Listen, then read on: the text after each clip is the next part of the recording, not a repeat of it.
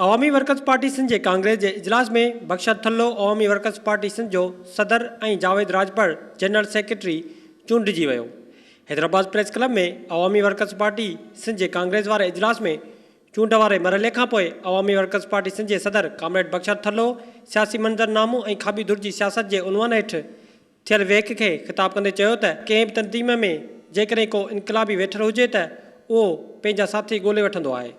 उन मौके ते पाकिस्तान पीपल्स पार्टी शहीद भुट्टो जी चेयरपर्सन गनवा भुट्टो ॻाल्हाईंदे चयो त अवामी वर्कर्स पार्टी पीपी शहीद भुट्टो जी कारकुननि लाइ हिकु तरबियत आहे। उन मौके ते अॻुवाणनि अवामी आवाज़ टीवीअ सां ॻाल्हाईंदे चयो त जो मिनिमम वेज पोरियतनि मज़दूरनि जो जेको तव्हां कयो अशूअर कयो उन यकीनी बणायो। हर पोरियत खे जेको तव्हां तय कयो मिलणु घुरिजे। तव्हां जेको ठेकेदारी निज़ाम ख़तमु कयो, निजकारी ख़तमु कयो, तव्हां स्टूडेंट यूनियन्स बहाल कयो, तव्हां दरिया खे घटि नालो बणाए छॾियो आहे, उनखे बचायो, माहौल दोस्त पॉलिसियूं ठाहियो, तव्हां औरत दुश्मन पिदरशाणा कानून ख़तमु कयो। ऐं दरिया पानी जो मसलो, माहौलियात जो मसलो, ये सब मसला असांजा जेके असांजी ज़मीनुनि ते कब्ज़ा आहिनि, बहरिया जी शक्ल में, DHA जी शक्ल में, इंटरनेशनल जी कंपनियुनि खे ॾियण जी शक्ल में, असां वटि जेकी पोयां हालत आहे उन में असां सभु जुड़ी करे का अवामी मज़ाहमती तहरीक बीहारे सघूं था।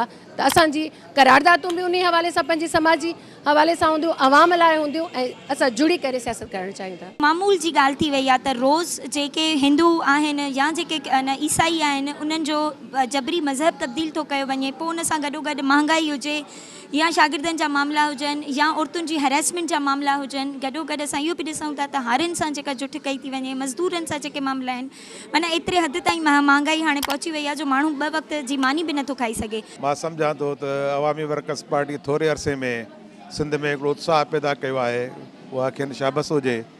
ऐं मुल्की सूरत हाल जेका आहे उहा इहा आहे त बुनियादी जेके मसइला आहिनि हिन मुल्क जा, हीउ मुल्क जिन बुनियादनि ते ठहियो उहो त हिन क़ौमुनि हिन मुल्क खे ठाहियो। 5 क़ौमुनि बंगालियुनि, सिंधियुनि, बलोचनि, पख्तूननि, पंजाबियुनि गॾिजी मुल्क मुआहदे तहत 1940 जी करारदाद उन ते कोन थो हले, उन ते हुक्मरान फिरी विया आहिनि। अवामी वर्कर्स पार्टी जी टीं कांग्रेस उहा बि इन बुनियाद ते आहे त असीं पोरियतनि खे वधि खां वधि मुनज़िम करियूं।